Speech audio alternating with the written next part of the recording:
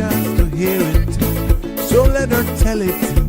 People on the streets say Sabrina speaks. Tune into the show, she will let you know. Tell all your friends and family.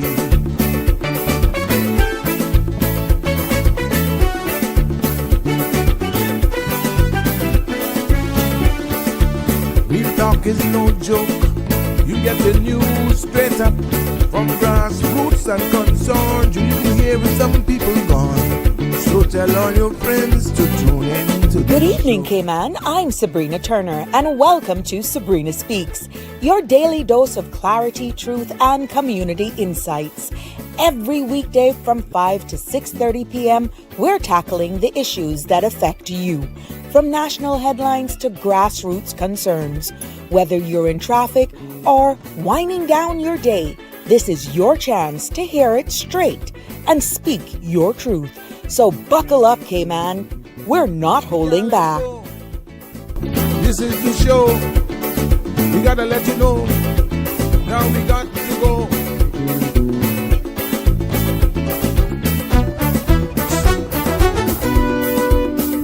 And now here's Sabrina.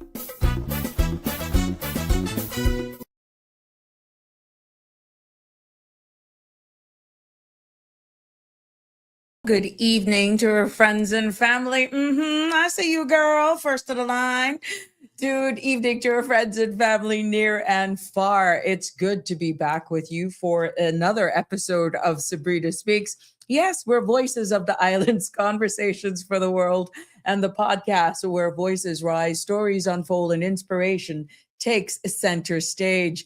I am Sabrina. For those of you joining me for the first time, we're broadcasting from the beautiful Cayman Islands. And wherever you're tuning in from tonight, driving home, settling in with the kids, or maybe you're just finishing up work, or for some of you who were rambling in some cow bush yesterday looking for mangoes, I see you. Maybe you're just taking a moment for yourself. I'm grateful that you are here with me. That's what you should have done. Send me some pictures of those beautiful mangoes that you were out there. You know exactly who I'm talking to.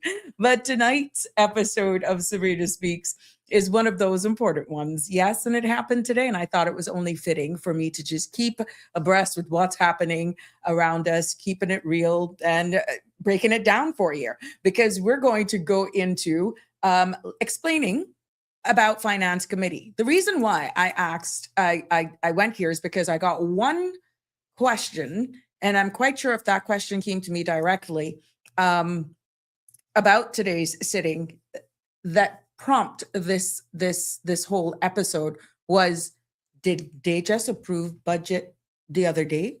They only 6 months into their budget. I said, ay. I said, okay. So I did a 360 and I said, you know what? Or a 180, whatever you call it.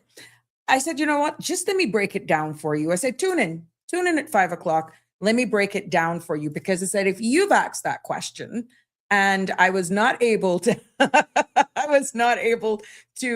listen to all of the Finance Committee meeting. I said, but I'll break it down for you. And I said, let's do an episode on that, what it is, why it matters, and why our government is back in it only 6 months into their financial year. Because what I did catch was the leader of the opposition asking about one particular line item that was being funded again. But hold on. We're only 6 months into your budget. Why are we here asking for almost a double or whatever? And I'm paraphrasing, but don't quote.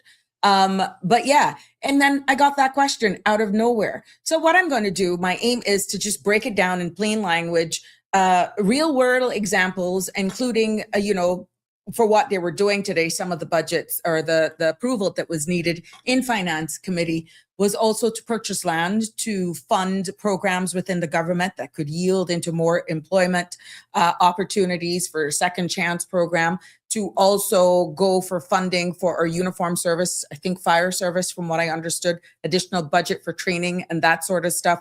And even our port guys for funding for vehicles and that sort of stuff. And again, I'm breaking this down because I did not have the time to sit down and watch the entire proceedings. what I'm going to do is just an overall synopsis for those of you who are saying, but what's going on here? Also funding again for the Central Park, Scranton Park as well. So no jargon. We're just going to just break it down how we do it here, hoping that you'll all understand and just connect the dots as to what it means. So before we get into that, we got to cover our news, we got to cover our weather and all that sort of stuff. And I'm not so sure what happened with my guys. I don't know where you are in the Cayman Islands today, whether or not you had a power outage, but we did. We lost power here in Prospect for a little bit this afternoon, and I was wondering what's up, but I didn't get the tomorrow's forecast. I see you. Thank you very much. One thing with you, you follow instructions. Love you lots, girl. We lost power here for a couple of minutes earlier on this afternoon, had to redo everything, restart. Thank God I was able to save what I was doing as I prep.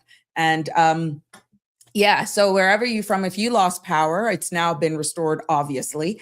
And I'm not so sure what happened there. Don't know how much customers were impacted, but I'm quite sure in short order, we will be getting some sort of update as to what caused that power outage today. But yeah, we're going to go into our news or weather segment for the forecast for tonight and do our birthday shout outs and get some laughter from all of those who were roaming in Cow Bush. Hope you didn't get no maiden plum or ticks. But before we go into that, oh my gosh, you guys are something else.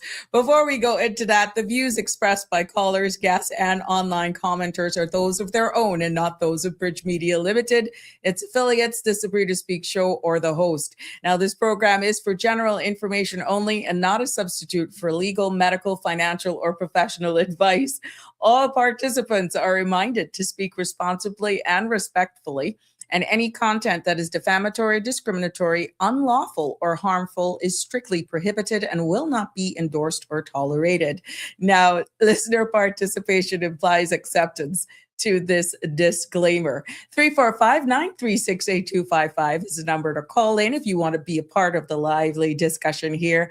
And you can also WhatsApp me directly on that line as well, because we love you to be a part of the discussion. It doesn't make me feel so alone, even though you guys keep me busy commenting here from YouTube and Facebook from all of our persons who are watching us live. And it's I just love this.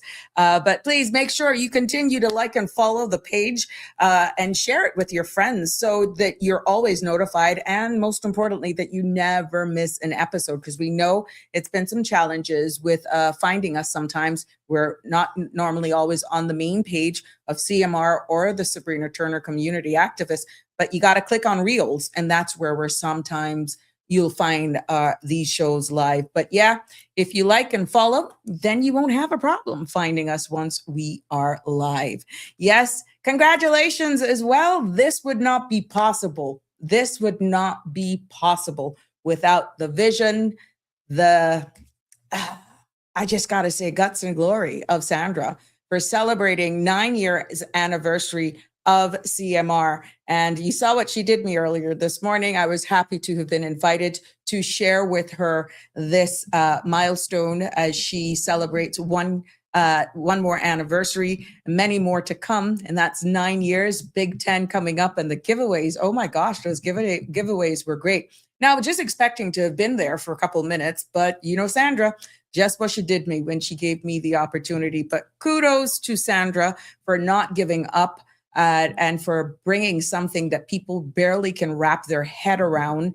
But she has continued on her path. She's creating so much opportunities for us, content creators like us, for the CMR family here, that we do have our podcasts and our various shows, being it whether or not it's daily, once a week, whatever the case may be, a season. She has given all of us an opportunity, and for that, we are eternally grateful for. I'm the only one that for now, that the brute locked me in to 5 days a week and doing a live show. She do the morning, I do the evening. So yeah, it's been a journey thus far, I must say. And I thank her for allowing me into her space, but all is for her, for just sticking to it. And she's still going through it. She's still constantly fighting. Lover, hater, whatever, the fact still remains. The woman is number one. This platform continues to grow, and I can't wait for the next chapter once we are all got the approval for the radio station so we can continue to reach the masses. But huge congratulations to her. Look at who's calling. Oh, Lord. Look at who's calling. Hello, my love. Hello, how are you? I'm fair fine. What trouble you up to now? Tell me what trouble. I'm not up to no trouble. Why everybody think I up to trouble today? Oh, You're not the Lord. only one today tell me that. For true.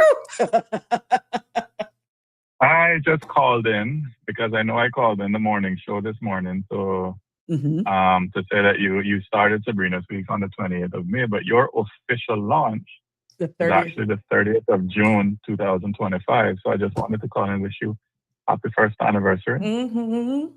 I'm wishing you many more years on this platform. I didn't even realize that, my love, because time was going so fast. I just remembers the day in that house dress. That's all I remember. Boy, and I love me a duster. No, Lord. But thank you for remembering that. And it is a little cloudy, to be honest, for the official, because remember the first day that she pulled me in and then we actually talked about it and I said, okay. And then Sandra just shows up at the house and she's like, yeah, but you starting on Monday? I'm like, what? Yeah. And it just happened like that. So it's all over the place, but I'm quite sure Alfred, Sheena in a duster today. Oh no, I changed wardrobes twice today. Listen. I want to say this. Sabrina could put on a Foster's plastic bag and make it look good. Yeah? So, You're too kind. But yeah, no, Alfred, I want to say thank you. You, Connie, and so many of you were there from day one. But, you all started out with Sandra.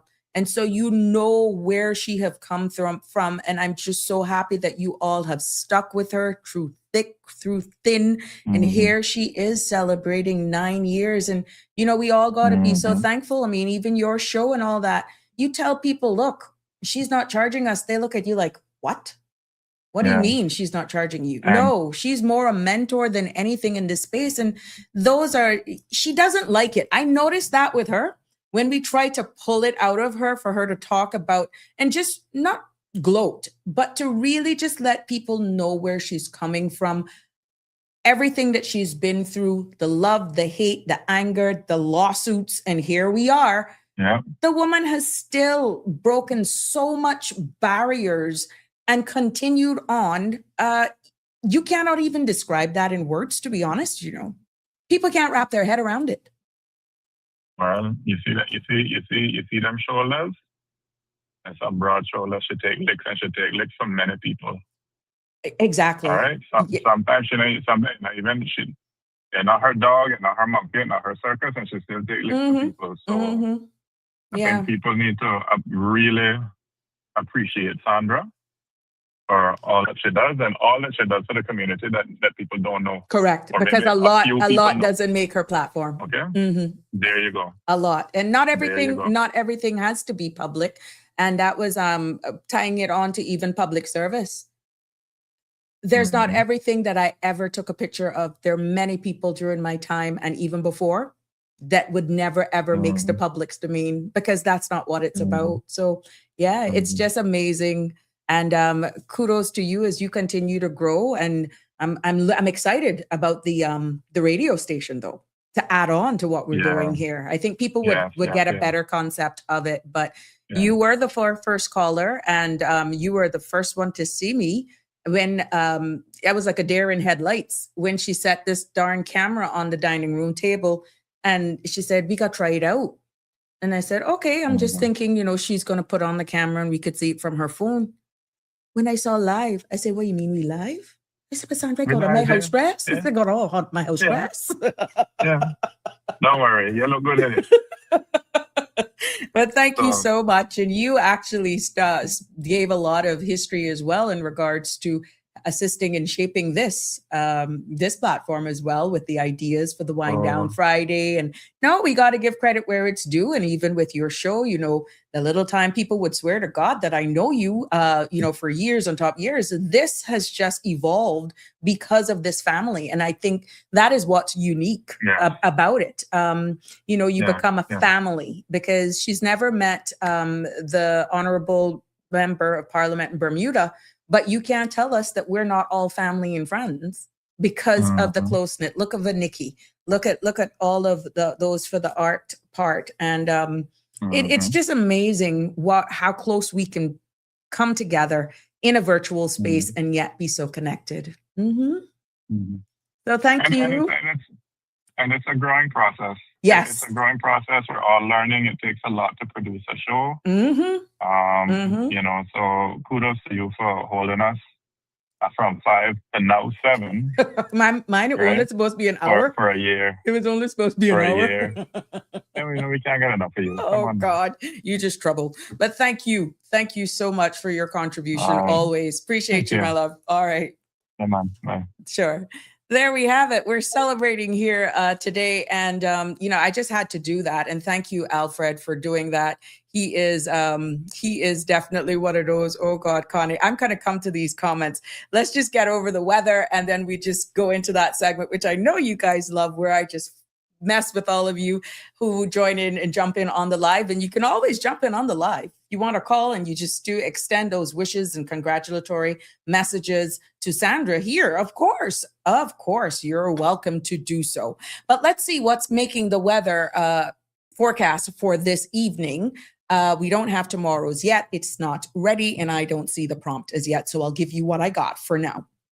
The synopsis is calling for a lingering moisture across the Northwest Caribbean, along with light winds and daytime heating. Can encourage afternoon showers, and an upper level low can provide favorable assistance for the isolated thunderstorms as tropical waves drift over the Western Caribbean. That is expected later this evening. We see radar imagery just show light showers in and around the Cayman area. The forecast for tonight is calling for partly cloudy skies with a 20% chance of overnight showers. Temperatures will fall to the low 80s. Winds will be east to northeast to 5 to 10 knots. Seas will be slight to moderate with wave heights of 2 to 4 feet. There will be a high tide at 10:50 this evening, a low tide at 4:50 a.m., and another high is expected at 9:55 tomorrow morning. Sun will set this evening at 7:06, and sun will rise tomorrow morning at 5:52. The outlook is calling for occasional showers that are expected to linger through Wednesday as residual moisture remains near the Cayman area. There you have it. That's what we got from the Weather Service so far. I'm just hoping that those power outages didn't slow down their forecast into tomorrow, but we'll definitely share it once it becomes live. Let's take a look at what's making local news here on the Sabrina Speaks platform for this evening. Starting with, yes, the Cayman Islands Parliament Standing Finance Committee convened today.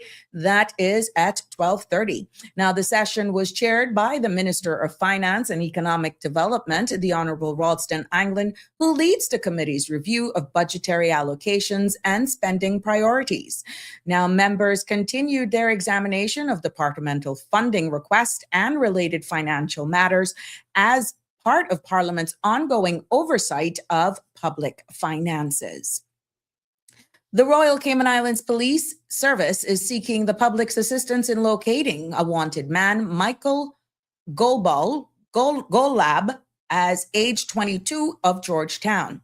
Now, Golab is described as 5 feet 10 tall, dark-skinned, with a low-cut hair, and is wanted in connection with an attempted murder investigation. Now, police warned that he should not be approached. Anyone who sees him should immediately contact 911. Now, information on his whereabouts can also be provided to the Georgetown Police Station by calling 345-949-4222 or anonymously through the RCIPS confidential tip line or Cayman Crime Stoppers. In other local news, we see where the Cayman Islands government has released an updated immigration reform guidebook. now available on gov.ky. The new version, dated 18th of June, also provides plain language overview of the Caymanian Protection Act of 2022 and its supporting regulations. Now it explains key areas such as work permits, RERC, Caymanian status fees, and traditional provisions, helping the public to better understand the immigration changes that are now in effect. The Royal Cayman Islands Police Service, together with the Ministry of Education Training, the Department of Education Service, and emergency partners, has launched a week-long activity intruder training and development program running from June 29th to July 3rd. Now, the initiative aims to strengthen national preparedness and improve coordinated responses to potential intruder incidents, particularly in schools. Clifton Hunter High School is serving as a key partner, with specialized training delivered by the Alert Center at Texas State University. Official says that the program will help shape future policy and enhance safety across the education system. As we turn our attention over to regional news making headlines this evening, we see where hundreds of Jamaicans gathered in Crossroads, St. Andrew, this morning to protest what they describe as a country mirrored in corruption and lack of moral leadership. Demonstrators dressed in yellow and representing a broad cross-section of society criticized the government for signing a memorandum of understanding with the United States to accept third country nationals, an arrangement first reported by the Gleaner 2 weeks ago. Now, protesters says that the move raises serious concerns about transparency and national policy direction. The government of Bermuda has established a new National Economic Cooperation Committee to strengthen the island's international partnerships and ensure global engagement delivers meaningful benefits to Bermudans. Official says the NECC will support efforts to expand economic cooperation, attract investment, and prepare Bermudans for the future workforce. Now, the initiative is also aimed at reinforcing Bermuda's position as a stable, competitive, and forward-looking jurisdiction. Turning our attention over now to Trinidad and Tobago, because guess what? They are reporting a noticeable change along parts of their coastlines following last week's powerful twin earthquakes. Geological officials confirm that the seismic activity caused a sudden uplift at Galfa Point, altering the shoreline and exposing areas previously underwater. Now, the uplift is still being assessed, with experts monitoring for additional movement and potential impact on nearby communities. Authorities, however, are urging cautions as evaluations continues across the affected coastal zones. ABC this evening is reporting that a hotel housing more than 100 Venezuelans recently deported from the United States collapsed during last week's deadly earthquakes in Venezuela. Family says that several of those staying at that property are now missing or injured as rescue teams continue searching through widespread destruction. Now, the incident highlights the scale of the disaster and the urgent need for support of vulnerable groups affected by the twin quakes. Also this evening, we see where Gulf News is reporting that the Philippines now leads Southeast Asia in satellite-powered mobile connectivity with Global's launch of Starlink direct-to-call service. Now, the new technology delivers satellite-based mobile coverage to remote communities and areas impacted by natural disasters, significantly improving communication during emergencies. Officials say that the rollout marks a major step forward in expanding reliable, resilient mobile access across the country. And over in the UK this evening, we see where the governor of the Bank of England is defending the UK's latest interest rate decisions as inflation concerns continue to rise.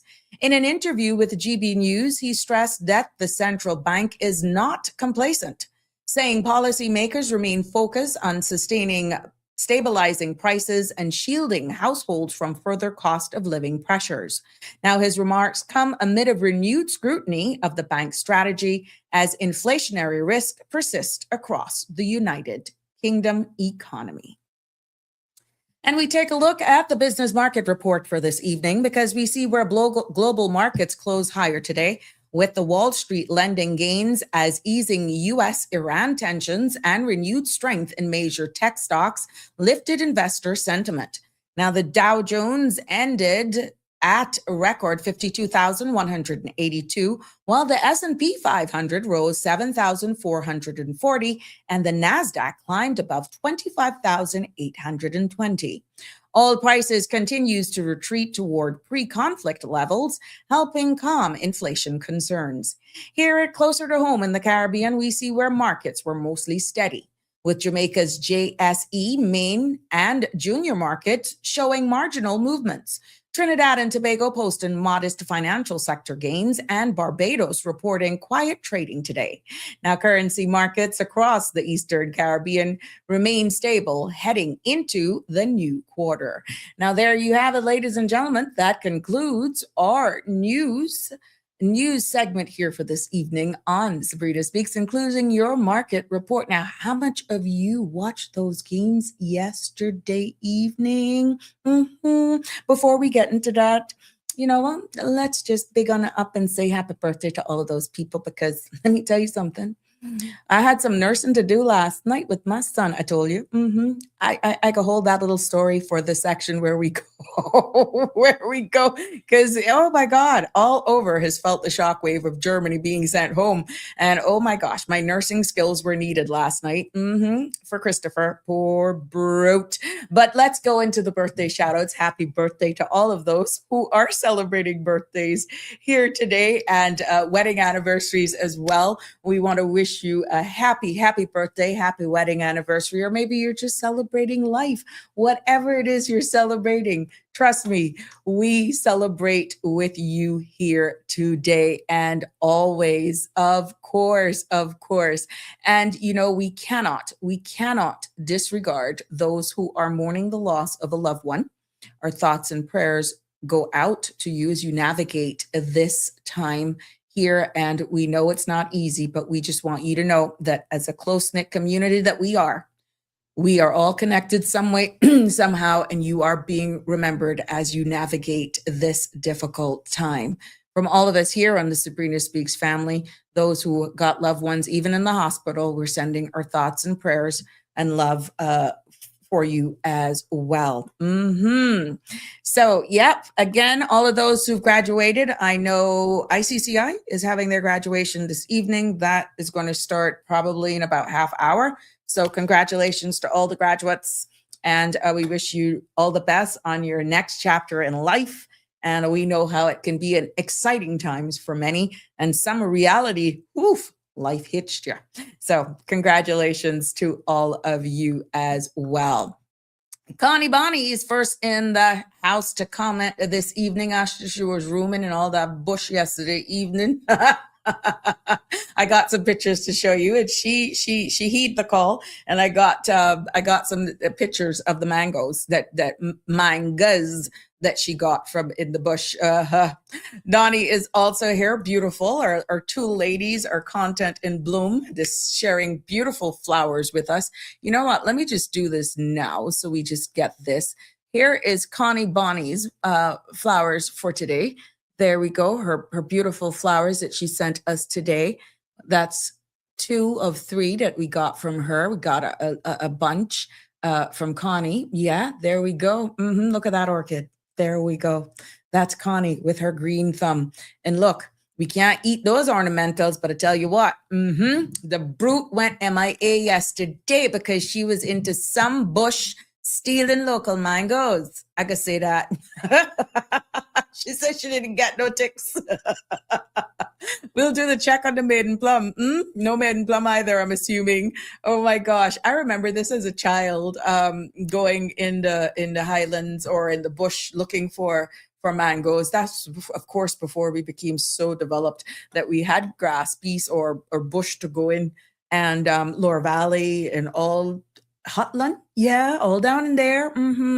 As a young child, I would go with my family. Of course, they knew who these properties were for, but I can remember doing this. I didn't like it though. I didn't like it, and worse if it was raining or the rain the night before. I didn't like it. But my family would get up really early in the morning, and they would go typically on a Sunday morning, or if it was a long weekend, yeah. But and we would it was just amazing. Every now and again, you would get chased by a cow. I bet you figured how fast you could run then. And Donnie is sharing some beauties from her, yes, Green Valley Nursery that's open Monday to Friday from 7 until 4 p.m. And they're also open same time on Saturday as well. Donnie sharing with us some beauties here this evening. Look at all of these. Look. These are beautiful in bloom. But look at that desert rose. Isn't that a beauty? Oh my gosh.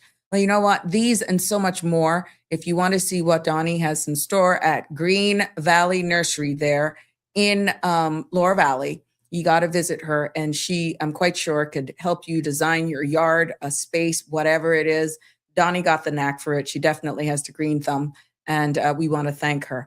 But look, there, somebody after ornamentals and another person after mangoes. You guys are something else. Yes.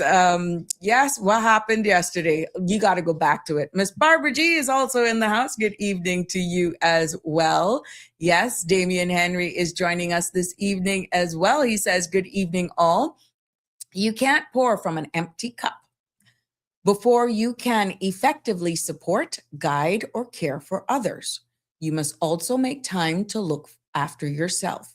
Prioritizing your own well-being is not a sign of weakness or selfishness. It is essential for maintaining the energy, resilience, and clarity needed to give your best to those around you. When your cup is full, you are far better equipped to help fill the cups of others. And you're so right, Damien. Thank you so much for sharing that with us. Look at my friend Donna. Big up, Miss Donna. Winston, give him all my love. Give him one big kiss for me this evening. You hear? Hope you're doing well, Miss Donna. Good evening to you. Always good. I know you're there, even though you don't comment. But thank you so much for always being a part of this. No ticks, Connie said. She didn't get no ticks. You didn't get chased by cow either. Yes, you won. Congratulations. We were talking about the celebrations this morning. Connie won the gelato maker this morning, and she fooled us with her voice. Yeah, she fooled us. She even fooled Sandra. Sandra, oh my goodness, you're something else. Yep. Okay, Harry from the UK is joining us this evening as usual. How you doing? How you managing with that heat, my sweet? North Carolina Love is also here as well with us this evening. And yeah, I'm going to keep doing it. Connie Palmer, BET Awards was number 2. Hashtag BET Awards was number 2. There we go. Don't worry. Big things coming. What Damien is saying, he's sending wishes out. There we go. Wishing everyone at CMR a wonderful 9th year anniversary and congratulations on those milestones. Thank you for your hard work, dedication, and achievements. Here's to celebrating past successes and looking forward to many more years of growth and excellence ahead. Happy anniversary. I am quite sure Auntie Sandy will be happy to see all of the love that is coming in. You can keep them pouring in. We will definitely read them. These are things that we will cherish, and I'm quite sure she is aware. She will probably see some of these later on. But nothing wrong with sharing the love. That's what we need more in our space. It makes the world a better place. I believe that with every fiber of my being. Andrew is here. Yes. Good evening, Sabrina. Blessed Tuesday to you and the Cayman Islands, and to you as well. It feels as though I've been in here from what? 8:45?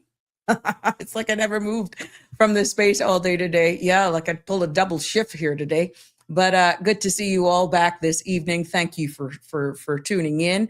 The East Indian mangoes, you eat 6 a day? You got a rate to run. You know how much sugar that is you're putting in yourself, girl? Oh my goodness. I like namnok and my local long mangoes. The round ones, people say, oh, they're common mangoes. I don't like those. They're sweet. Got to give you a joke on that now.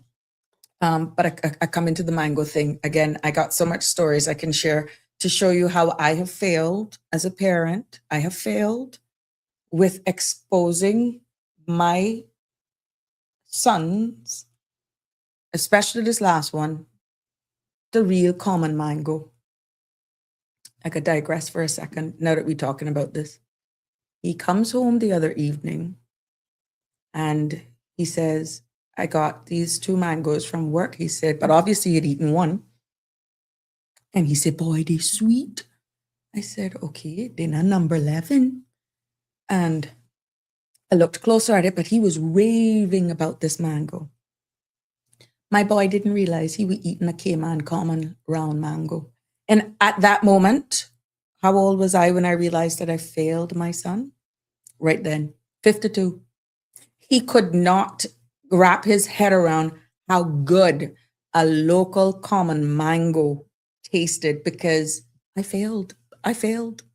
He was used to the namnok and all of these hybrids that we now have. And it was amazing.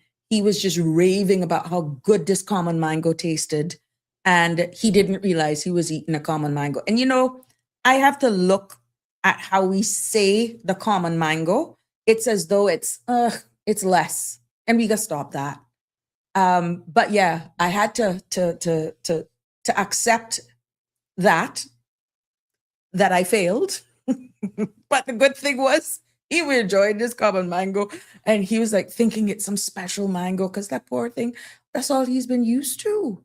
The namnoks and the other ones. And yeah, so, oh boy, he was something else. But I got another part to tell you about the football game. Harry, how you doing? Not sure about mangoes. Never really tried.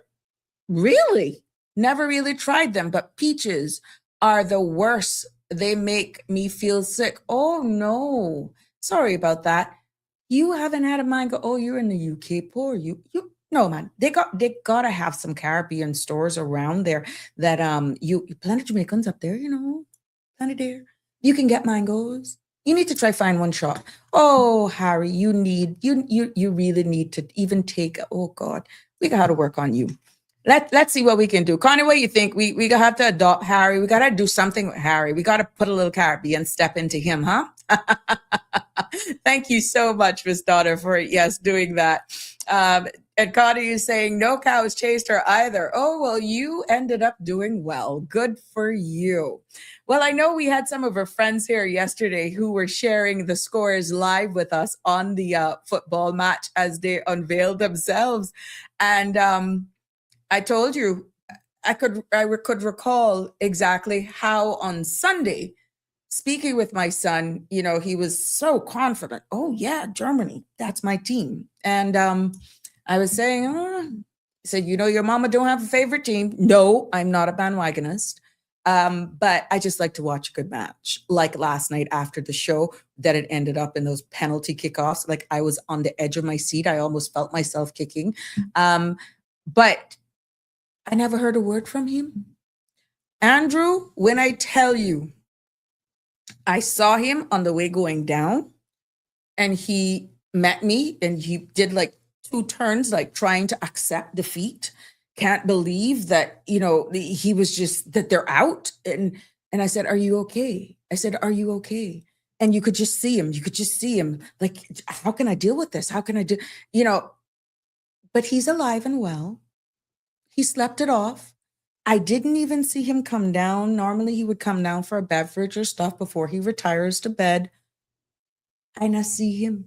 And I know he's gone to work. But he's in tropical depression, let me tell you. So it was one of those things where you didn't know whether or not you could laugh or whether or not what do you do when he had his hopes build up that Germany was actually going to end up in the finals? So, of course, you know how mothers do it. I said, you're now going to believe me that this is a different FIFA season and that the underdogs are going to probably end up in the finals. Well, of course he couldn't defend it because he was all Germany.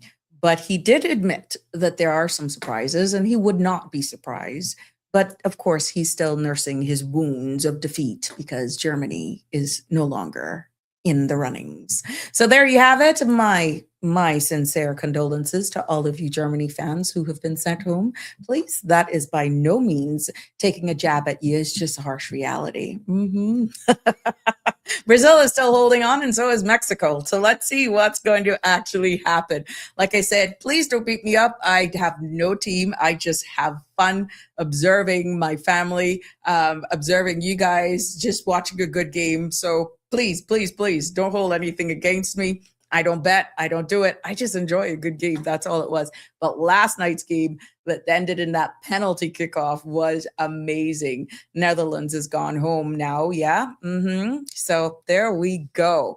Connie is saying, where in the UK is he? If he's Northwest, he can buy them in Harlesden. Oh, okay. Well, there you go, Harry. They're telling you where you can find mangoes if you're interested. I could move to the Caribbean, he says, if only you would agree to swap. It's a great deal. I promise. We have pig, hedgehog, squirrels, trees. First of all, you talking about all of them things. I don't like outdoors like that. So you keep shooting yourself. You keep shooting yourself in the foot, my love.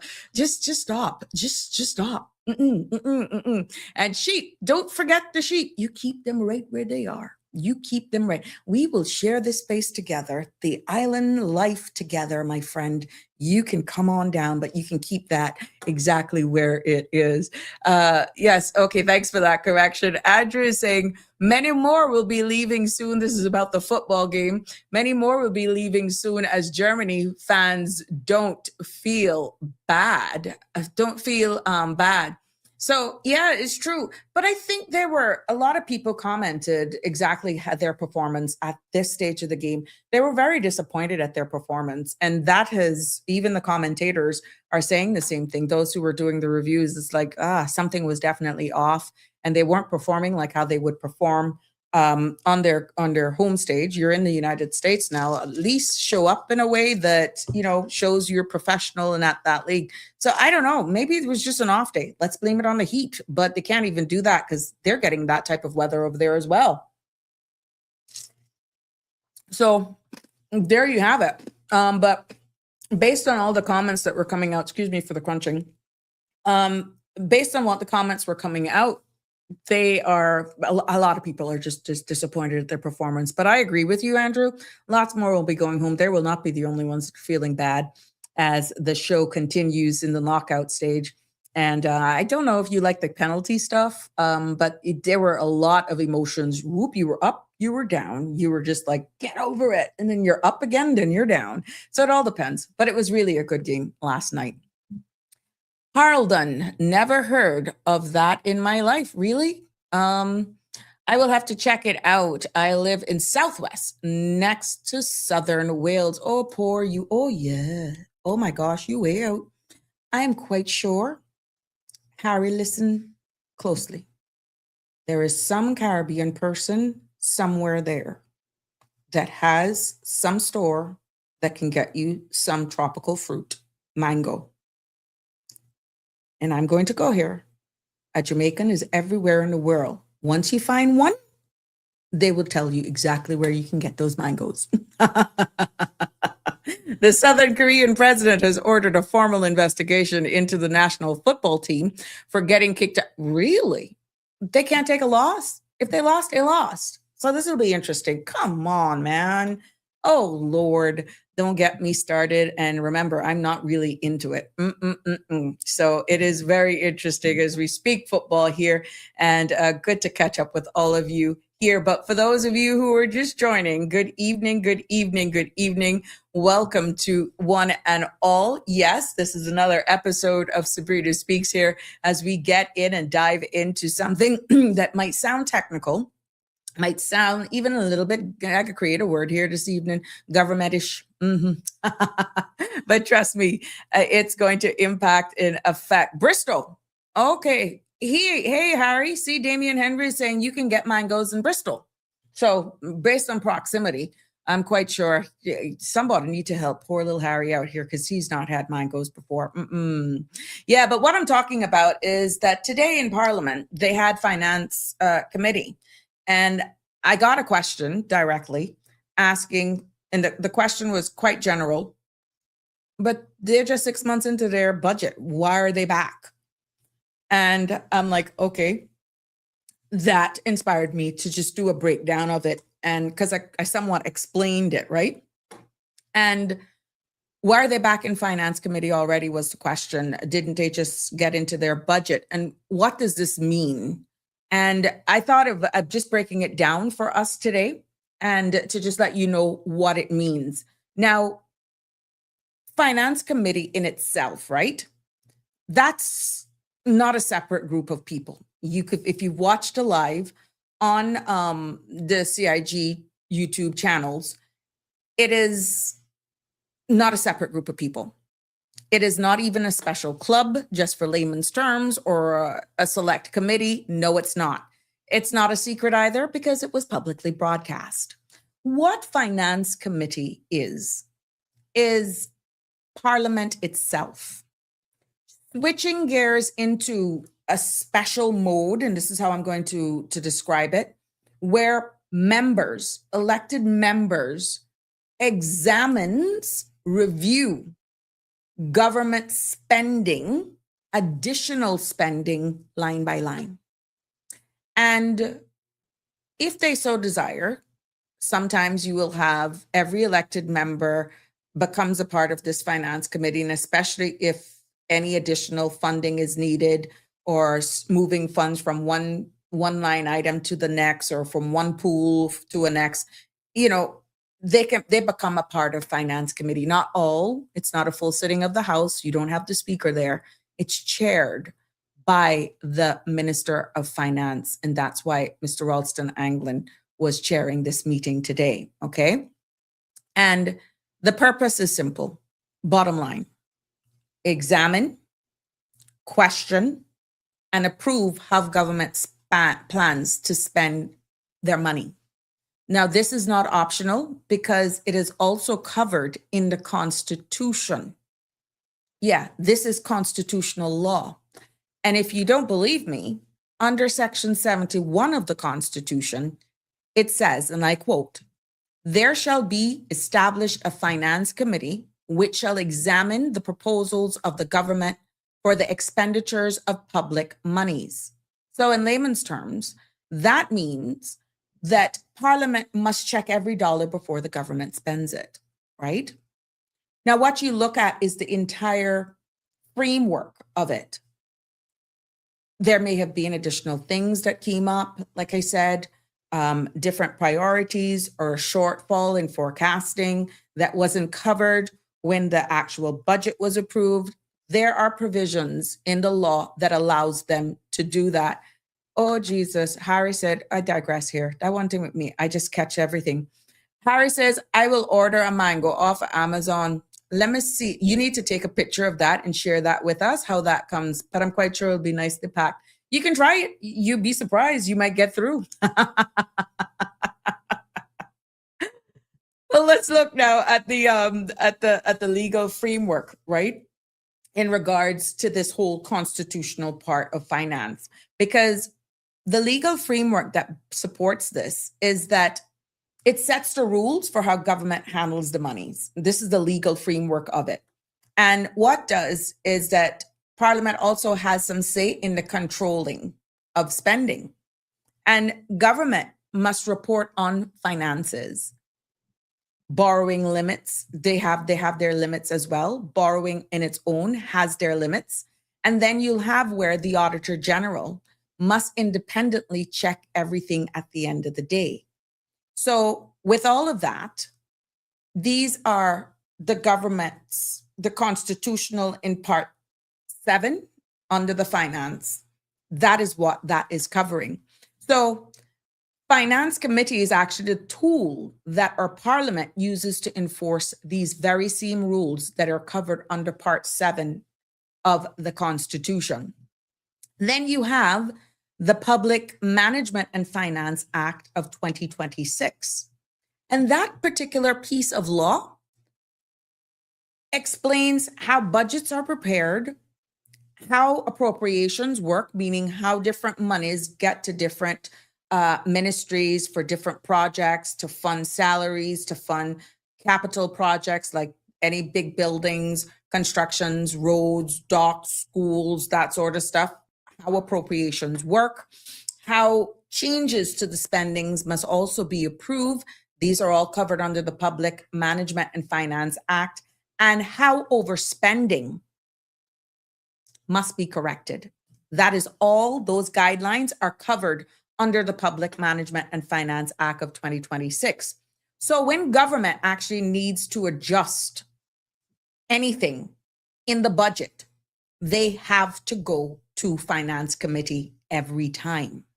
Okay. And that's what has taken place today. What little I do recall, and this is more from memory, in case those of you who may have joined in or not, because then the power cut as well, we had an experience in a power cut. But we heard where Minister for Agriculture, Roads and Planning, and he's also responsible for the ports. But I'll just paraphrase what I heard him said that his additional funding was for, is for some of the monies for the Central Scranton Park, for the vehicles that are that is used at the port, and also for purchase of lands as well. And that is from an environmental protection standpoint. And there are lands that government owes people or may have planned to buy.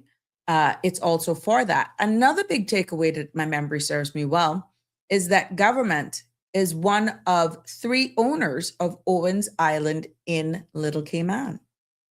Yes, a little over, I want to say an acre, don't quote me, I'll have to go back. A little over an acre of Owen Island. So Owen Island is not just owned by one owner, it's owned by 3 owners. The Cayman Islands government is one of those 3 owners, but they do not own the majority of it. So plans for how and how much access, how it can be used, exact location and all that sort of stuff. These are all discussions that is still ongoing with the government, and the Honorable Minister was unable to really say exactly what are the long-term parameters and plans for how Owen Island will be used and how it will be demarcated for what's public. I don't know how they're going to do it. I'm not going to put words into their mouths, but I think that was a big takeaway. People have this concept that is owned by, it's a private island and it's just owned by one individual. No, it's not. The Cayman Islands has a stake in it. Now, whether the future plans for some of the funds that was allocated and approved today, whether that's a part of a bigger shareholder in Owens Island, more to come on that. Also, what I also heard the minister speaking about is them purchasing the tip of down by Papagallo. Oh gosh, that name always slips me. I'm oh Lord, what's down their name? Can't get it. Somebody help me. But they purchased land, Barcas. Yes, the tip of Barcas, the head of Barcas. Government has funded more money in order to purchase more land, Barcas, to buy more land down there in West Bay to preserve that as well. So there's lots of things that are happening. Also for roads and infrastructure improvements, there's additional funding for that. And from the agricultural standpoint of things, more funding was asked for or sought for from that minister to aid and assist with our farmers in feed and that sort of stuff. There was a question that was asked about what is the government plans on pretty much like there were some outstanding fees owned by farmers and stuff. What are the long-term plans for that? Is it going to be a write-off? I'm paraphrasing, and they're still trying to work at that to see how they're going to probably try to ease or help those with outstanding fees that are owed. So there's lots of information. Of course, there were other questions there. We saw where the acting deputy governor, the interim, acting deputy governor, Miss Gloria McField, she was also there because additional funding was given to the office of the deputy governor, or that's the portfolio of civil service. And those fundings was to be able to expand and be able to offer more job opportunities for the second chance program that government is offering right now. Again, this is all by memory. From what I gathered and what I heard, there is about 16 persons that are still there, and over 22 have been a part of the program. Some have left to have actually gone on to start their own business, or they have, just departed or have been retained in the service. So we can see where their benefits are there, but the additional funding will create more opportunities for persons to get second chances as civil servants in through that program. So that was what I heard. I think I overheard the Honorable Minister Nicholas Da Costa also explaining why he needed additional funding as well for training for our fire service, our great men and women in the uniform service, for equipment and training. From if what I'm hearing, what I heard is right, but the rest I was not able to finish because, like I said, they took a short break and then I lost power. So you can follow that yourself. You can go back and watch it for yourself, and you can hear some of the questions. There was a lot of questioning in regards to the Central Scranton Park on that progress about playground equipment and whether or not it's going to have 24-hour security. And what came out of the questions and supplementary questions was whether or not the security would be independent or based on how the flow through, whether or not the security from a government administration building will also be a part of that park. Now, this is just me observing and listening to the discussions, the questions that were being had. However, a full update would have been provided to the public and also the Georgetown representative based on feedback from the project team, as stated by the Honorable Minister J. Ebanks on that progress. Right now, from what I'm understanding, that an opening date has been pushed back or of some sort. And what equipment is there is more for health, but not, and for seniors and stuff, but not for children. So there's still funds that are needed. I think there was 20,000 that was needed for playground equipment. And that was in another appropriation, which I'm hopefully was later approved, so that the playground equipment for younger kids would be a part of it. So when it is opened, at least it would be able to facilitate and entertain and keep all ages healthy, exercise, and just one nice play space. So I can't wait for that to open to see how the final the space ends up being. I know it's been a long time coming, and one thing with the Georgetown Central representative, he go fight for the Scranton Park. Oh yeah, and love him or hate him, the man fighting, just like how others are fighting for even getting roads. I saw, for my people here in Red Bay, they were asking about roadworks for Prospect Drive, and there are some other roadworks that are needed. And from what I understood the minister saying, this is a quick synopsis and update, is that there were no monies actually in the budget for those roads to be better paved. But later on, it is envisioned where they can see savings. Please don't quote me. I'm just letting you know. But they're going to be looking at all the roads and stuff that needs to be done. They were more focusing on the major roadworks, like the whole roundabout by King Sports Center and the major thoroughfares, to make sure that they were taken care of, and then work into the inner roads. So it's not like it's fallen on deaf ear. That's what was made to be understood.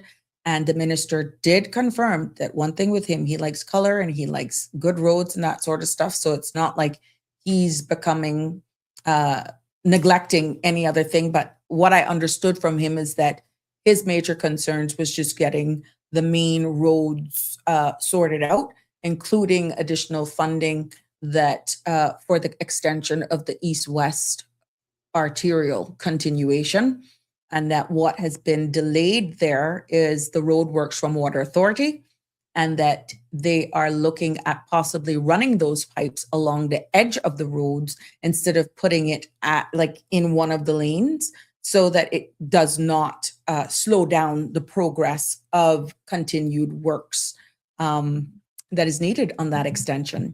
So yeah, lots going on. Like I said, if I had listened to the whole thing, maybe I would have been able to give you that as like a bedtime story. But now you know exactly what they were there about, and I'm just here letting you know what gives them the right. A lot of you will say, well, I don't understand it. If they had issues or made aware that, example, the port needed trucks, this park in Scranton needed this, that, and that, why was it not funded? I can't answer those questions, but that is why it is a good thing that we have legislation in place, provisions in place to not make things just get bottlenecked and stopped in its tracks, then nobody benefits.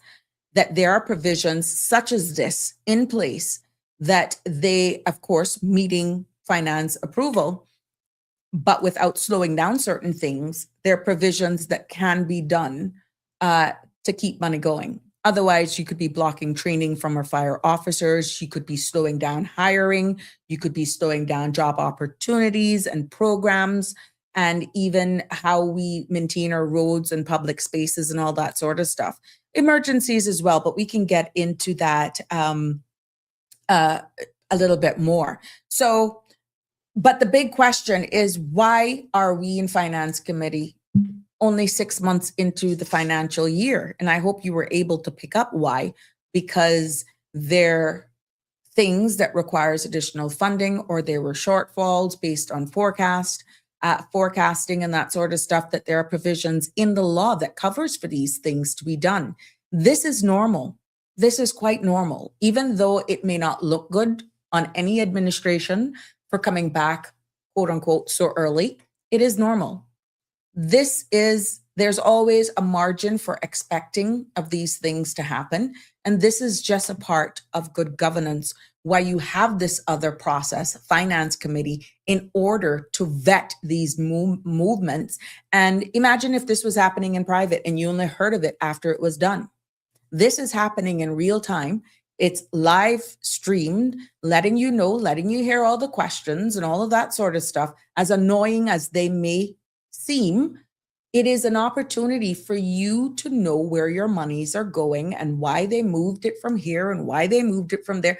That's what there's an opportunity for the opposition to ask the relevant questions, as annoying as it may appear or maybe dragged out sometimes. Yeah.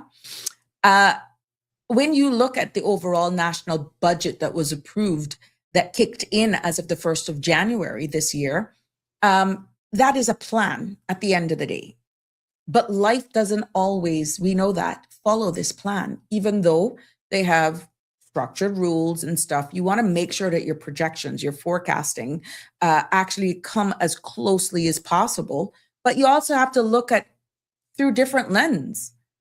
What are we doing for inward investment? What are we doing to make sure that we're continuing to make money instead of taxing our people when we're already navigating the instability with geopolitics? We see what's happening with natural disasters, and you have to have those preventative funding as well in the event emergency funding, in the event that that is also needed, while balancing people feeling that whatever it is you're funding, they're feeling it immediately.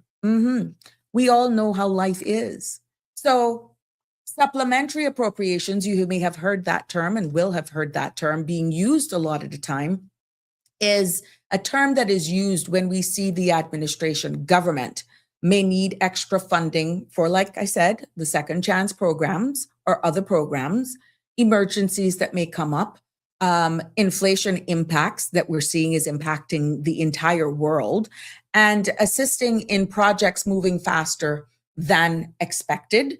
They needs to be funded. And many times we see where their contract overruns. Now that's where the bigger question comes in. You have the Auditor General can look at those, but again, business continuity, it has to continue spinning, right? And then you will hear the term used a lot, reallocations. What I kind of went into that earlier on. Sometimes ministries will need to shift money between one pool of money in a particular line item that, let's say, for example, I had money for public health, example, but I see where I needed money then for the blood bank. Just an example. I could move money from the public health to put in another line item that supports anything to do with the blood bank. And what we will see from time to time, some ministries need to shift monies around, and even small changes require finance committees scrutiny. They have a right to ask. It is not like you just have a blank check because you're a minister and you have, let's say, 21 line appropriations under your ministry for different things that you can move and all of that sort of stuff. No, you just don't have that right. You don't have that right. It needs approval. And at the end of the day, that is why these committees are here, so that the questions can be asked and making sure. This is why it's important for you all to pay attention to these. That's why it's so important.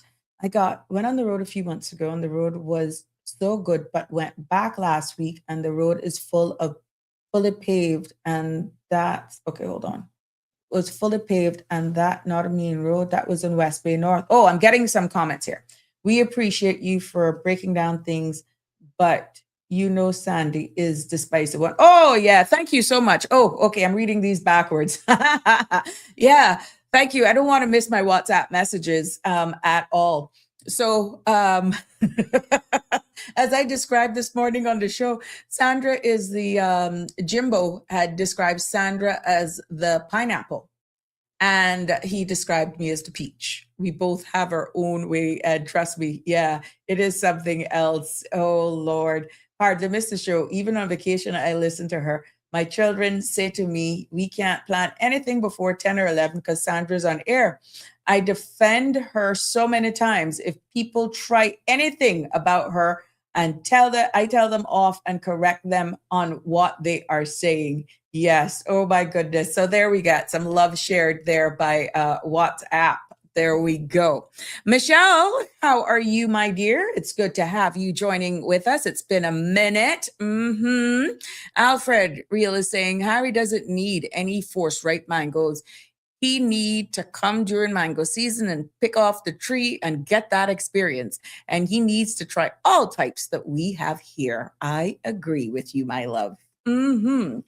There we go, as we continue here in breaking this all down for you so that it all makes sense. So we have covered supplementary appropriations and what they are. We have covered exactly the definition of reallocation and what that means. And then new policy decisions is what we're going to try to go into right now, because what that means, and any policy that's written, any new ideas, some of them could have financial implications. And one of the reasons that you have to get additional funding for new policy decisions that could be made that fell outside or after the national budget was approved is that if cabinets approve a new initiative that wasn't in the original budget, Parliament must authorize that spending, because remember, it would not have been aired. Opposition would not have been aware of it unless these cabinet summaries, you remember now I read these things out to you, what they pass and all that sort of stuff. The opposition would not have been privy to that unless it is in the public's domain. So anything that requires a new policy that requires funding, it has to actually go through this finance committee before any spending can be done. And then, of course, you have those unexpected events. storm season, global economic changes. We have sudden cost increases, like what the Honorable Minister for Agriculture is saying, and the cost of feed for livestock and all that sort of stuff.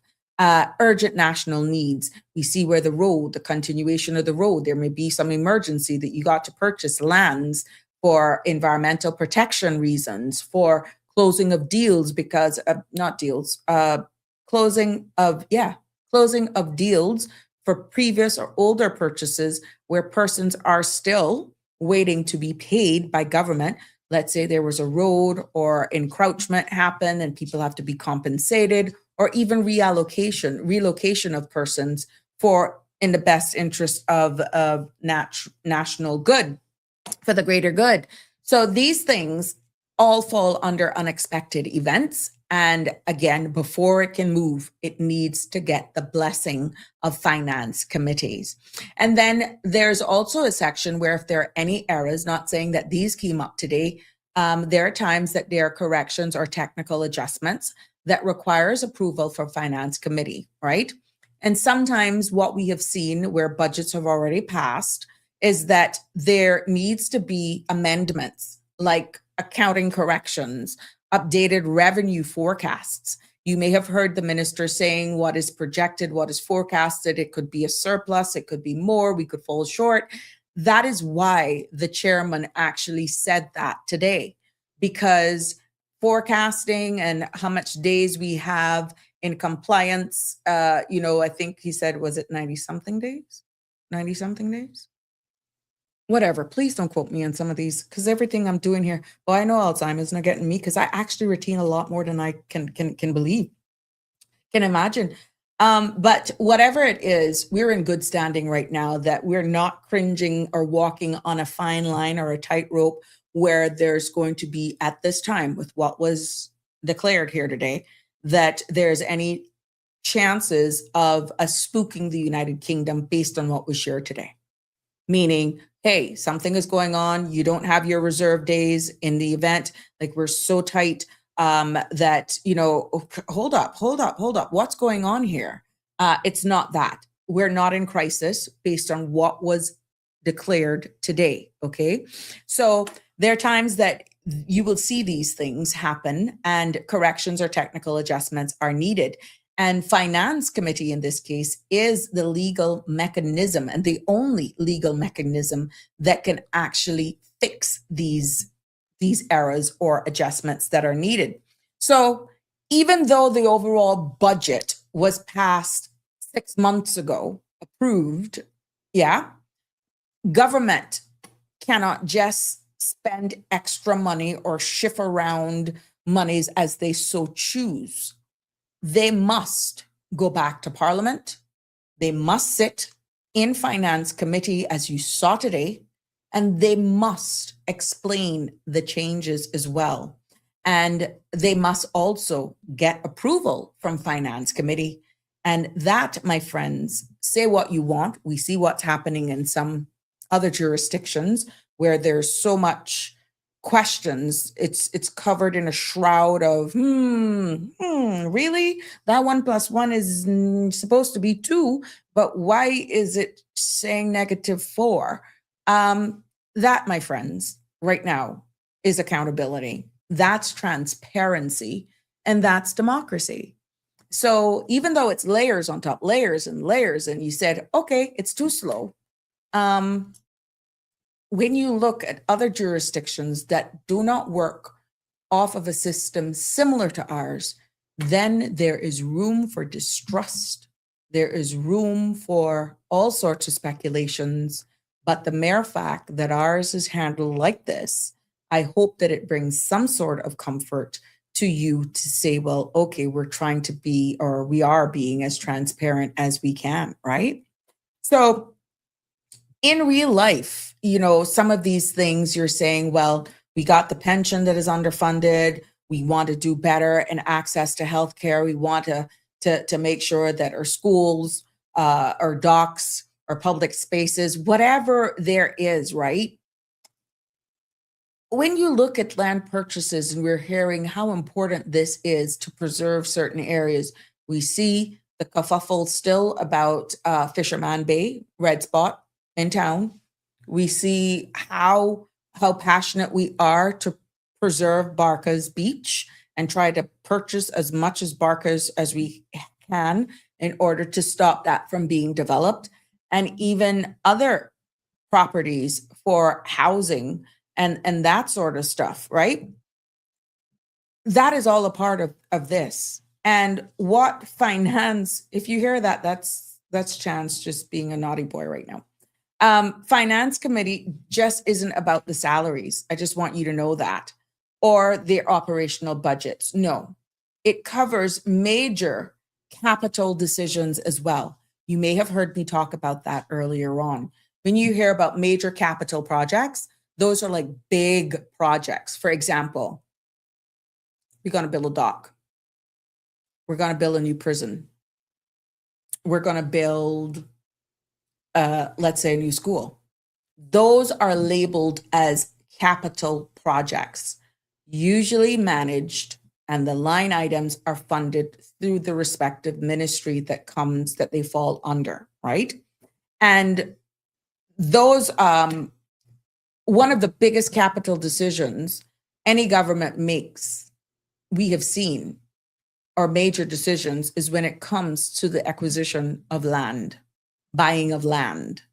And when you look at what that takes, and the reasons that government purchase land, they could purchase it for general government use, like schools, roads, clinics, affordable housing. We hear that there's a shortfall of 3,000 houses that is needed. Purchasing of lands to avoid dealing or messing up any contracts. The Honorable Minister for Finance says, there's just certain amount of questions that they could only answer. There's only so far they could have gone because they don't want to actually impair or could impact any deals or negotiations that are ongoing right now. But some of the funds that were actually approved today was actually purchasing of lands for affordable housing and also for public infrastructure as well. And as we know, other community facilities. So Finance Committee is needed to approve all of these things. And because when you purchase land that's sometimes involving large sum of your money, public money, Parliament must ensure that one, it was done that the price is fair, that the purpose here, this is the big one, is justifiable. Parliament must prove that the purpose is justified and the acquisition, meaning purchasing of it, aligns with national priorities. You just don't go randomly purchasing lands and that sort of stuff. And then, at the end of the day, the spending fits within the approved budget because you don't want to spend what was not budgeted. So let's say, again, you've identified a piece of land perfect for a school in Bodytown, for example, or let's say a school in West Bay. This land was not, let's say, included in the original budget because maybe the land was not even up for sale, or they were unaware that this land would have actually gone up for sale that would have sparked their interest. It happened since, right? Or maybe it's a case where the process started, but negotiations weren't finalized. Government in itself, using your money, can't just simply buy it, No, they can't just do that. They must first approve it within themselves, bring it to their caucus and their cabinet, and then at some point it comes to Finance Committee as well and explain the purpose, justify the cost. This is if they're going to need more money, and answer questions from members of Parliament before getting their approval. Now, it's different if this money was earmarked and it's within a certain amount. At some point in time, it still has to be declared on the floor of Parliament. And what this does, my friends, is that it protects your money, the public's purse, and ensures at all times that there's transparency. Now, it is a little different when you purchase land now for environmental protection. Yeah, because sometimes you will see where government, like the Barkas Beach, like the Owen Island in Little Cayman, they protect wetlands, preserve mangroves. They can also, these key areas that mean so much to who we are as Caymanians. And they can also be able to purchase them because you can prove that that piece or parcel of land is safeguarding critical habitats for, let's say, bird species, nesting of turtles, that sort of stuff. And then it could be for the reason because it maintains natural buffers that wouldn't necessarily, if disturbed, flood out communities or bring the oceans onto to our land and causing serious damage, right? And another thing, government can purchase this for the purpose of environmental protection is to prevent overdevelopment in sensitive areas. What was interesting today is that one of the big hangups, and this was played out on Parliament floor with the delay in the extension of the East-West Arterial, was this hydrological study that was needed to show the channeling of water and all that sort of stuff. And I can remember in the discussions today that the Honorable Minister J.E. Banks assured Bodden Town West member that certain culverts were put in place so that one particular area in Lower Valley, because of the extension of this road and the height of the road, it automatically created a basin to land that was already developed, that was residential areas, and that was his concern, whether or not the correct infrastructure was put in place, that it would not end up being a situation that we saw happened to Randite Gardens, where his area is then flooded because of infrastructure development. And this was quite an interesting question because, see you, Harry. Have a good evening. Have a good night. This was one of the questions that bore a lot of a discussion because the environmental impact assessment have different subheadings of things from noise to channeling of water to the hydrological studies and all of that sort of stuff. It's not just one thing. There are multiple things that an environmental impact assessment can do when you want to do a big infrastructure upgrade like this. So to hear the member from Georgetown West ask that question deliberately, I should say, and genuinely probably out of concern, what is to really to reassure the people that he represents that they are promised, if not already in place, the necessary infrastructure, that the heightening of the road does not end up allowing their front backyards, side yards, becoming a natural catch basin with the water having nowhere to go. So I'm quite sure that in time we'll tell how this will be done. And I'm hoping that this improvement of this roadworks really does not create any problems with stormwater runoff. So it'll be very interesting. But yeah, when you look at these, sometimes when you find government purchasing properties for environmental protections, it is actually to prevent overdevelopment in sensitive areas as well. And we can see what has happened when the proper survey and studies are not done or waited on, what could be a problem. So again, because environmental land in itself, with these land purchases, they're often very urgent because sometimes people nab them up. You got people who have the cash at their disposal that they can have a ones up on the government. We notice that they can be very expensive, especially if your government shows any interest. And what we must do is we must provide evidence that is justified publicly in order for it to be purchased. And it shouldn't be coded, but when explanation is being given, the explanation must be clear and it should be able to highlight the long-term benefits of such purchase. So at the end of the day, that is what all the questionings are about. And when we have all of these questions coming up in finance committee, and then it's approving the funding, it ensures, especially for these environmental protection, is done in a transparent way so that there's no questions can be asked. There is public oversight at all times, and that covers them under our constitutional responsibility as well. When you look then at, I want you to find out, what are you thinking about what's happening? And at the end of the day, when you look at even how you run your household, we know we can just barely make ends meet some months.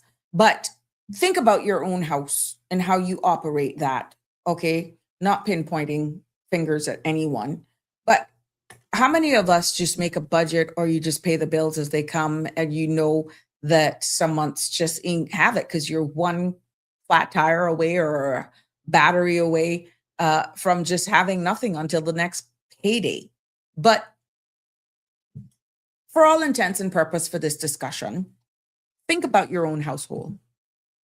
You make a budget in January, but by June, your car breaks down. You see where your kids need additional school supplies.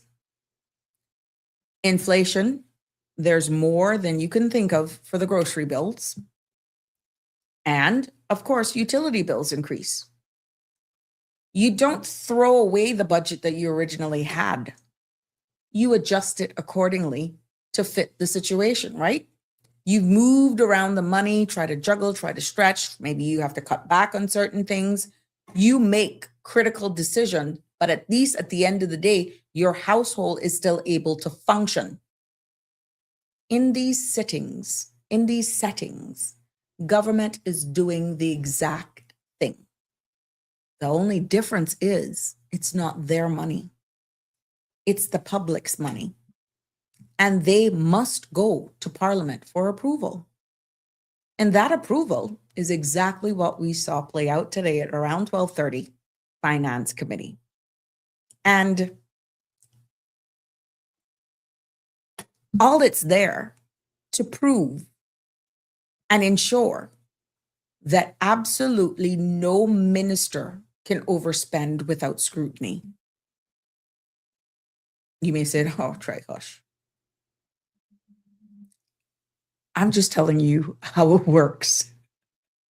No ministry can shift money without the approval, okay? And no new program or programs can be launched without full transparency. No emergency spending either happens in the dark. Of course, there are caveats. Natural disasters, emergency, then there's certain orders, but even under the most emergency cases, there are executive orders that actually allow certain things, but those are put in a pool. Even those people would know when you hear under an executive order, this is why I can do this. Additional money comes from here and there. And then after you deal with damage control, then you have a right to report that back to the people. But right now, it's critical stages. This is what we're going to do. Life in the best interest, keeping everybody safe, and the continuity of operation of your jurisdiction to limit the impact on operation, international reputation as well. So there's a lot going on behind the scenes, but it's not done in isolation, and no one individual holds the checkbook. There are checks and balances, and that is why you're a part of it. You asked for transparency, and these things are put in place. And a lot of you don't tune in. A lot of you may seem that it's boring unless or until something comes out and then there's like, where did that come from? If you don't invest in tuning into these things, you're playing catch up, and sometimes it'll never make sense. And then you run off with what you probably hear other people saying, and you don't even have the full facts or context or historical information, but yet you're making a judgment. And this is why I take the time to explain certain things so that you understand the terminology. You can go and research it for yourself, hoping that when you do tune in, you will hear and understand the terms, and it's easier. Maybe it sparks your interest even more to pay more attention. And if there ever time that your elected official comes around, you may remember something that you may have heard in the public that's being discussed on the floor of Parliament or from one of the episodes. You can ask the questions and you would be in a better informed position to make that decision or to be more confident in asking your questions, because it does matter. This is not an individual's minister's money to spend on their own without scrutiny. No, that's irresponsible. It's reckless and it's outright illegal. Yeah, they can't do that without scrutiny, because what it's doing with all of these protections in place is that it's protecting you. It protects accountability and it protects the trust and reputation of the government as well. And my dear, I can tell you all, this is one of the strongest safeguards in our Constitution that we have in order to protect our people. So when you look at it in its overall, we have a lot to be thankful for how things are structured here. And I am hoping that one episode at a time, even if sometimes it appears to be repetitive, that a lot of you will have a better understanding and knowledge of how the inner workings and how these different committees function in the day-to-day operations of our government. So the end result of that is that I hope that, because as I said, I didn't get to watch the entire thing, that they received overall approval for all of the appropriations from Finance Committee, so that we could continue to go on, and that all of the questions were answered to the satisfactory of the opposition, so that they in turn now, it is their responsibility now to also go back and in their own way, address their constituents, like the question Mr. Roy Tatum asked about the roads in Red Bay. It is up to him, however, he communicates with his constituents to give an update to his constituents of when, or any idea of when those roads could be addressed. And that is a way of keeping open communication with your constituents, and don't just leave it to chance that everybody is just going to be tuned into these meetings or these live committee meetings, because you have a responsibility as their elected representative to always update them.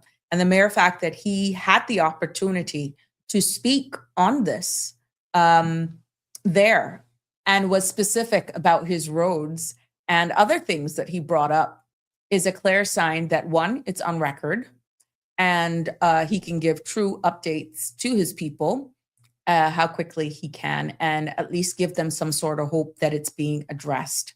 So I hope that you were able to understand or get a better understanding of what Finance Committee is, why it exists, why it is happening now, 6 months in to this government's new budget. And we're seeing in some cases double, if not double and a half, additional funding to certain line items is being done. And I hope that they were able to be justified to say why and why it's happening. And also in regards to land purchases that are often requires this approval, that you were able to get a better insight, even though blocks and parcels, where what was made clear though by the minister is that these purchases of land, whether closing deals or new purchases, were scattered all over the island.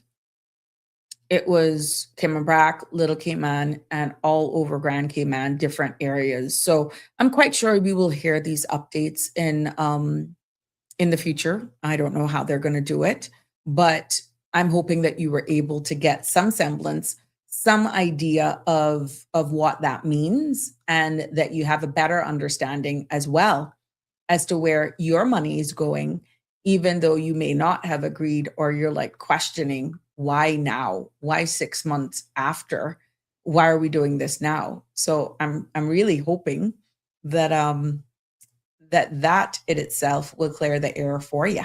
The phone lines are open, 936-8255. If you want to join in on this conversation, I would love to hear back from you, or maybe there's something that is bothering you and you would like to just hear it.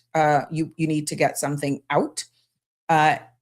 We would love to hear from you, because I love to get your feedback as well. So that is where we are in regards to that part of this segment of Sabrina Speaks. I see where Harry is gone. And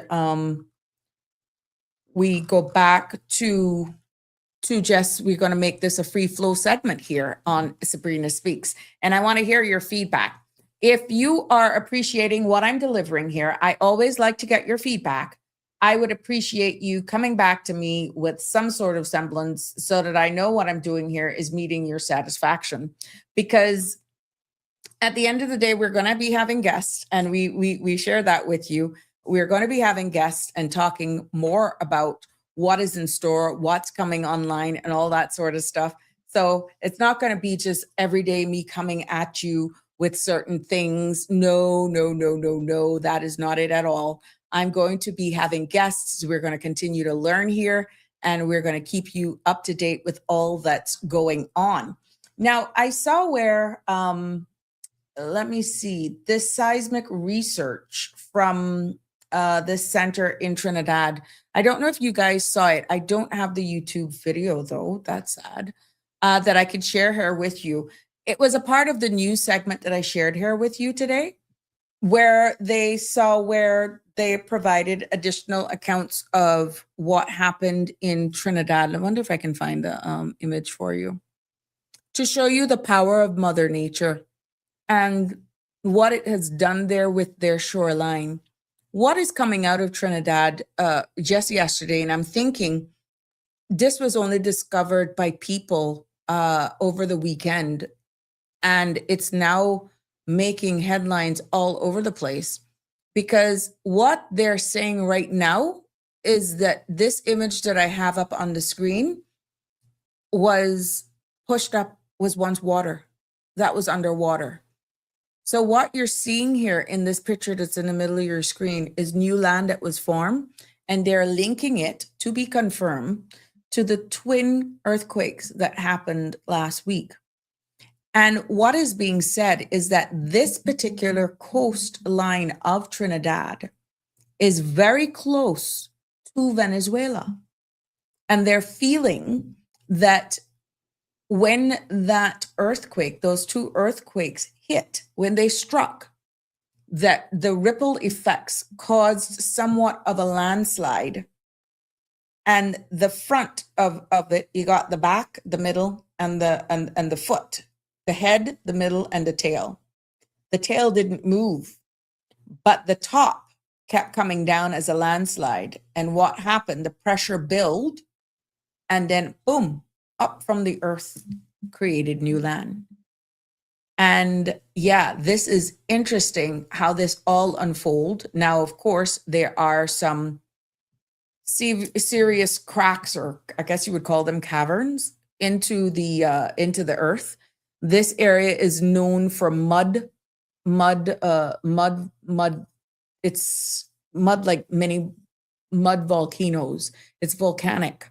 And they're cautioning residents, as tempting as it could be, because this is something new that they have seen, but they're assuming and speculating that this came up out of the sea when those twin earthquakes took place last week. So the power of Mother Nature, I am telling you. And if I'm not mistaken, earlier on today, I think there was, whether they're labeling it as a aftershock or another earthquake, there was a 6.0 that shook off the coast of Venezuela again today. And that has proven to be continued to hamper recovery efforts of persons. Now, we understand, as I digressed a little bit, that the recovery efforts, that window of opportunity is narrowing, but the people are working continuously through the night, making sure that they're looking for their loved ones during this time. But what is really making headlines right now within the region is this new landmass that was discovered in Trinidad. And they're assuming right now that until all of the final findings come out, that what we're looking at here in this image was once underwater that's now been pushed up and has created land. Now, whether or not it would stay, whether or not eventually Mother Nature will take it back, we don't know. And that's where the geologists and the seismologists and all of these peopleologists, they're going to be looking at that area, doing their soil sampling, doing their testing. Maybe they have to dig deep as well. They may have to dig deep and see exactly what's going on to see the stability of that. Now, one would say, if that's adjacent to, let's say, government-owned property, who would own that land? Very interesting question, isn't it?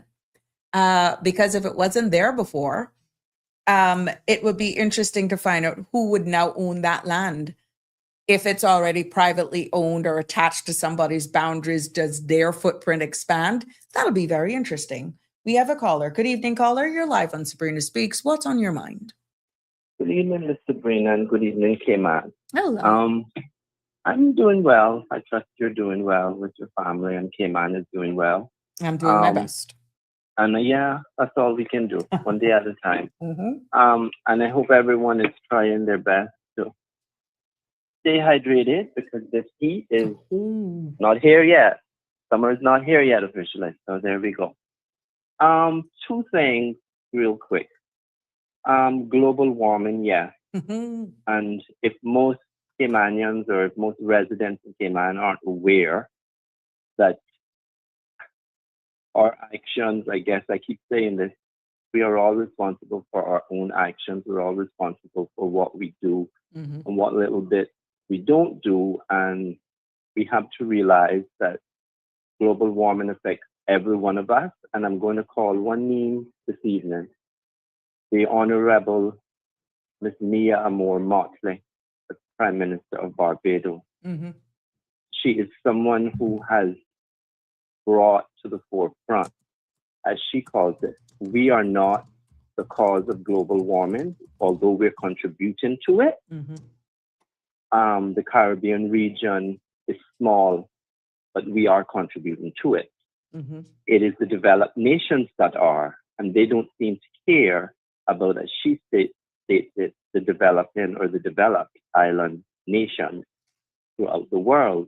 There are places in this world that people don't know here in Cayman that within a couple of years' time, some islands will be gone. People I've watched on YouTube where a certain island, is almost gone, and they've had to seawater rising. They've just had to tell the people, you cannot live here any longer. We have to put you on another island. We got to resettle you. There's no choice. If we think that we sit here in the Caribbean, and if most people don't know, I keep saying, we are in a ring of fire in the Caribbean. Why do you think Haiti has had so many earthquakes over the years? You go back to the famous earthquake of Port Royal. We are sitting between three fault lines.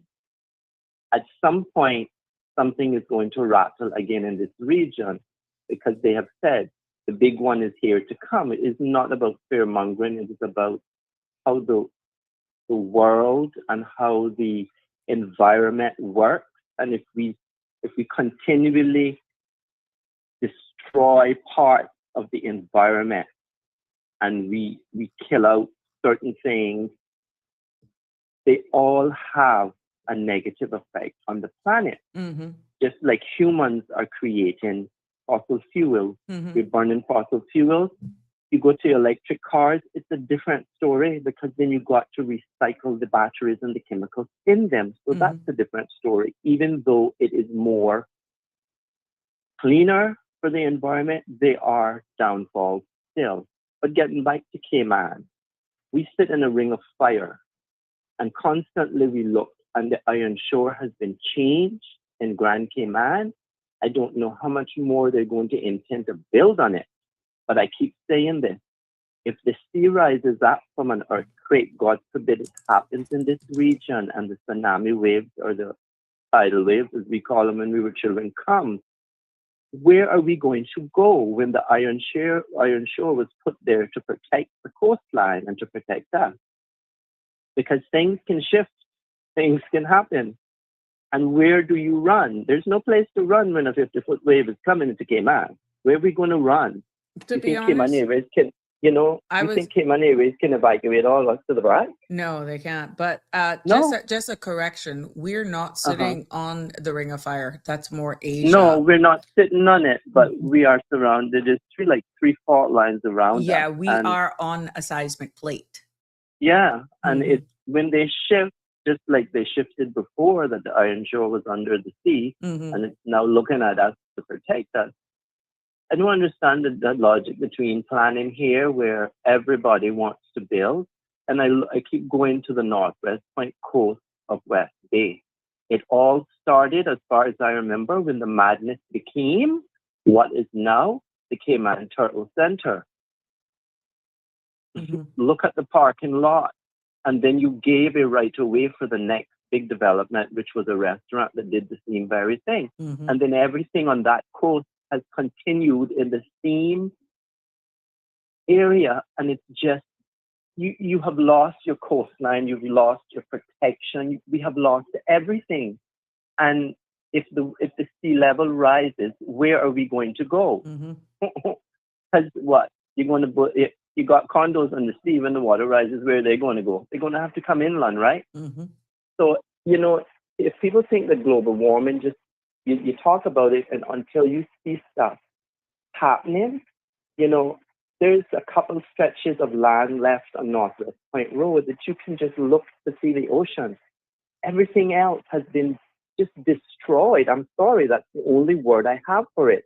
And we have to do a better part of protecting what little bit of coastline we have left. It does not need to be built on. It needs to be protected. Mhm. So I'm calling for protection for what is left, because we got to do more, because anything can happen here at any time. Well, did you hear today in the Parliament sitting that the Honourable Minister J.E. Banks has secured some money, from what I understood, to purchase the whole tip of Barcus? No, I haven't gotten that far, but I applaud them, because we needed to spend. I think that if that is what is happening, that sends a very loud, clear message to developers. We can balance what we need to balance here, but we have to do it now. It's not about waiting and kicking all of these proverbial cans, like we talk about, down the road for the next one to come in to do. Changes have to come, Miss Sabrina, and they're hard for all of us to accept, but we have to try to save some little bit that is left, that is called Cayman. Because if Cayman goes bankrupt and people leave here, we are left with what we have to deal with. We got to live with it. You'll have all the condos you can go in to live with, but who can afford to live in them condos by the sea? Caymanians can't. You'd also be happy to hear that the Cayman Islands government is also one of 3 owners of Owen Island. Yeah. And I, if you have never, Mr. Sabrina, I know you said you've probably never went there or been on it. I've never been on it, no. Just go there. Just go there and enjoy the day if you get that. Wow. Don't even if you get that chance. I have just to go and do it. I have to. And do it responsibly. Yeah. And leave it the way you found it. Because I have been there a few times, and it is just magical to sit there and to look at Little Cayman. Honestly, it's just magical. And you go, oh, I just came across from the condo years ago when we went. We just came across on kayak. It was about 6-7 minutes, and we were there, and we left it the way we found it. Right. But another thing is, if we listen today, and I hope Cayman listens, and I hope they listen, and I hope the government listens today. So I only got as far. I got to where I hear, we have told you so by some. And what that means is we hear about what the last part of Finance Committee, because I caught it at the end, It was dealing with the Cayman Airways request for extra funding, okay? So let me just leave Cayman with this and the government with this. If the government has to go and approve a supplementary amount of $13.1 million to keep the national airline, I don't know what it's all for, but let's say it's for keeping it running because they've come and asked for more money. Because the minister, I believe Mr. Rutty, said, we did not budget for this. Diesel or whatever aviation fuel has gone up by $2 more. It's doubled then, okay? And it's gone up by 83%, okay? That is just for the national flag carrier to put fuel, I guess, aviation fuel in the planes to run them and the operational cost that comes with it. That is $13.1 million that nobody expected we were going to have to spend here, okay? But then if that is the cost to keep the national flag carrier of these islands running for how long, I don't know how long it is. I'm not finished listening to it, and I have to this evening, God's willing. But then you think about if that's the pressure on our national flag carrier. That's only one. That's one pressure is on? What pressure is on the average Caymanian that is already struggling? That's a family or a single parent. But not only that, the person's relying. I'm going to go there because it needs to be brought up because people's benefits that they rely on keep getting cut by the DFA and the Ministry of Social Development. Something is going to have to be done for the government to offset things that people need. Because if you're cutting long-term financial assistance, people that have nothing for whatever reason, they don't have anything, and you are their only source of income. You cannot continue just because rent continually goes up in this country. You cannot use that as excuses towards people to tell them they can't be able to eat food and be able to live with what they need to live with. You cannot keep cutting their financial assistance because rent has increased.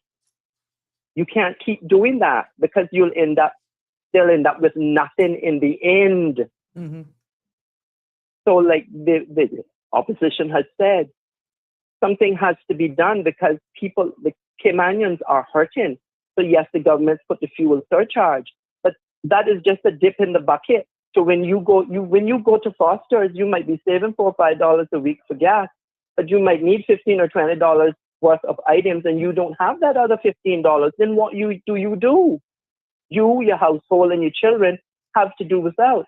And a lot on financial assistance have nothing left. And they are elderly, they are seniors, and we all could get to the point, Ms. Sabrina, where we don't have nothing.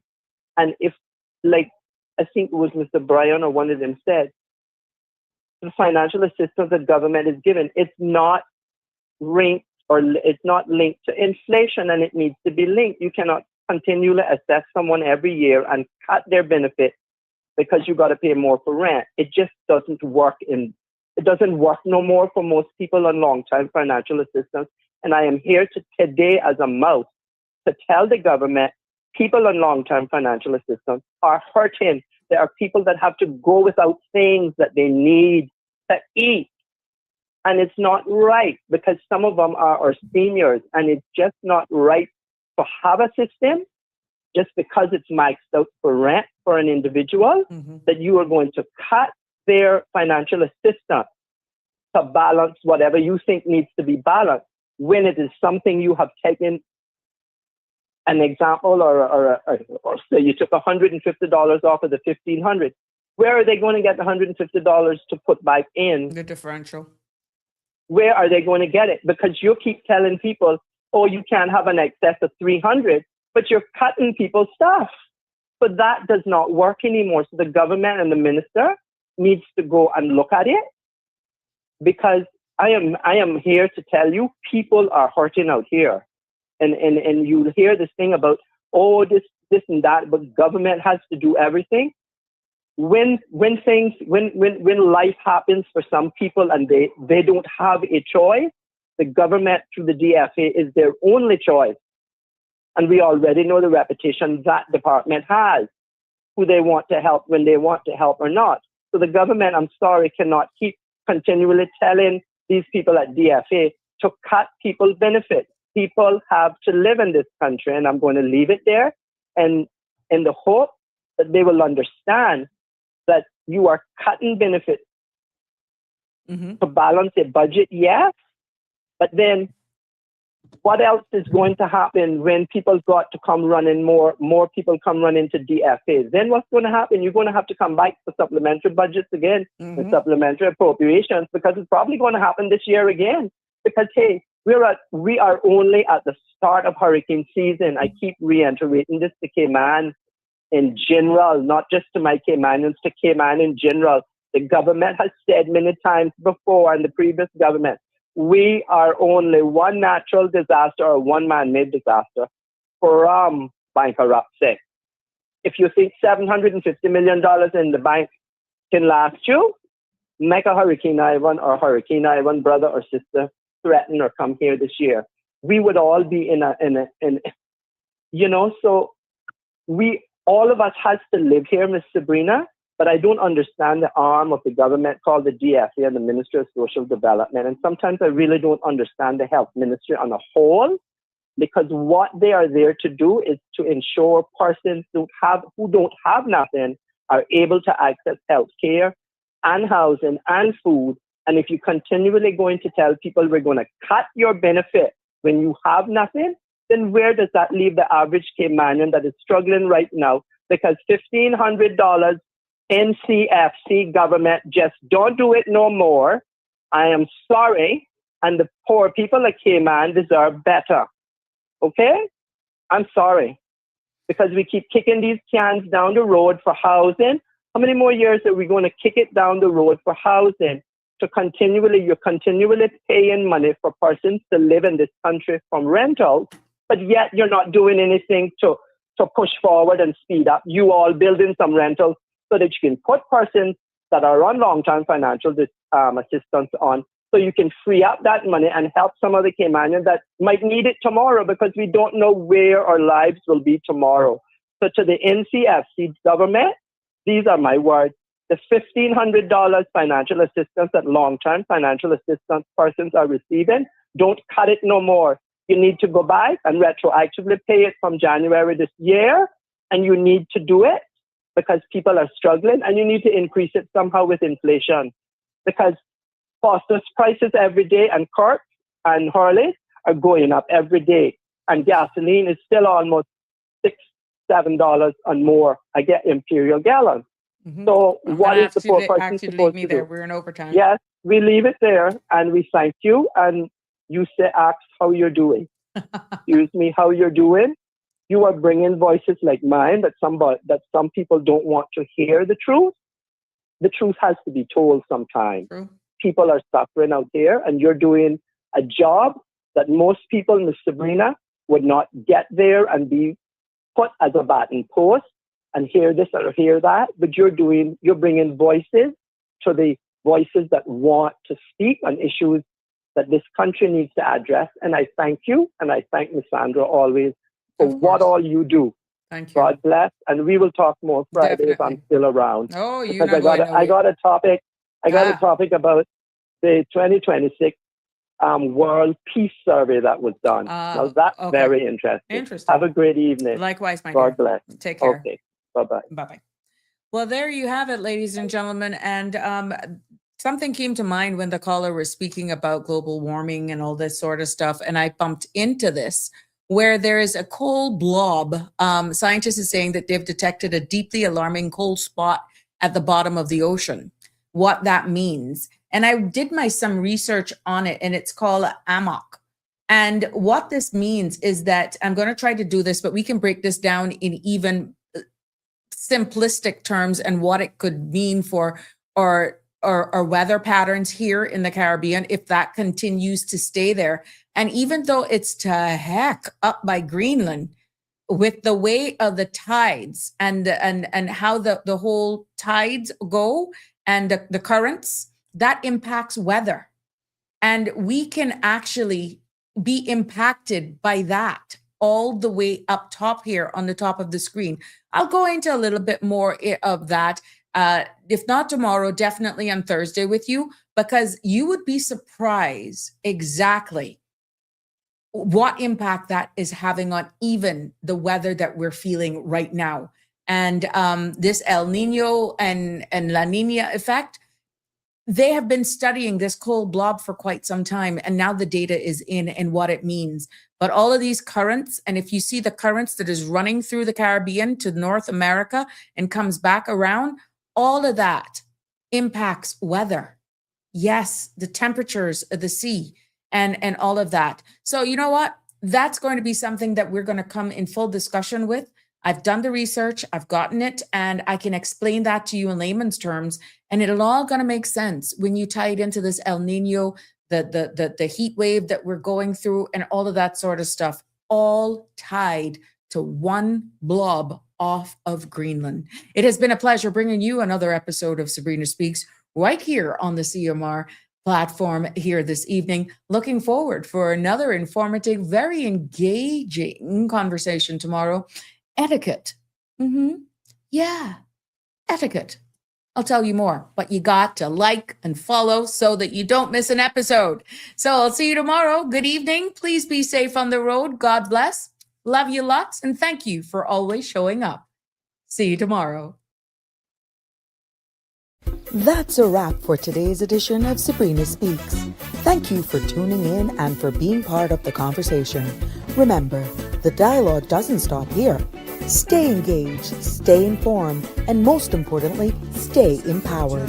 We'll be back tomorrow at 5 p.m., same time, same place, right here on CMR TV and radio, where your voice matters and your truth is heard.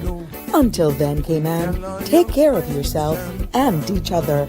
That's it for today's edition of Sabrina Speaks, where your voice matters, your story counts, and your truth is always welcome. Join us weekdays from 5 until 6:30 p.m. right here on CMR TV as we dive into the topics that matter most to you.